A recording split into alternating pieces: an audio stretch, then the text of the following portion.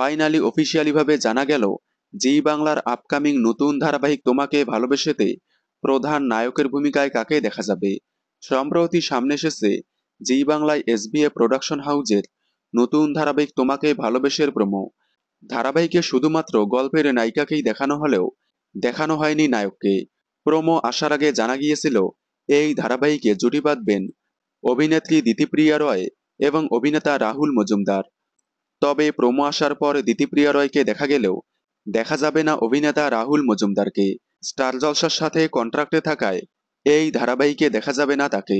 Finally জানা গেল দিতিপ্রিয়া রয়ের বিপরীতে কাকে দেখা যাবে, জনপ্রিয় অভিনেতা জিতু কামাল। বেশ কয়েকদিন আগে জানা গিয়েছিল জি বাংলার আপকামিং নতুন ধারাবাহিকে ফিরবেন অভিনেতা জিতু কামাল। তবে কোন প্রোডাকশন হাউজের তা জানা যায়নি। কানাঘুষুর শোনা গিয়েছিল জি বাংলার নিজস্ব প্রোডাকশন হাউজের নতুন ধারাবাহিকে দেখা যাবে তাকে। কিন্তু না, এসবিএ প্রোডাকশন হাউজের তোমাকে ভালোবেসে ধারাবাহিকেই নায়কের ভূমিকায় দেখা যাবে তাকে। ধারাবাহিকটির গল্প হবে অসমবয়সী প্রেমের। এছাড়াও পূর্বজন্মের একটা যোগসূত্র আছে এই ধারাবাহিকে। খুব শীঘ্রই নায়ক সহ প্রোমো আসতে চলেছে তোমাকে ভালোবেসে ধারাবাহিকের।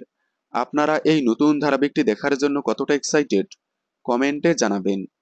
বাংলা বিনোদনের এই ধরনের সকল আপডেট সবার আগে পেতে চ্যানেলটি সাবস্ক্রাইব করে পাশে থাকা বেল আইকনটি বাজিয়ে দিন। ধন্যবাদ।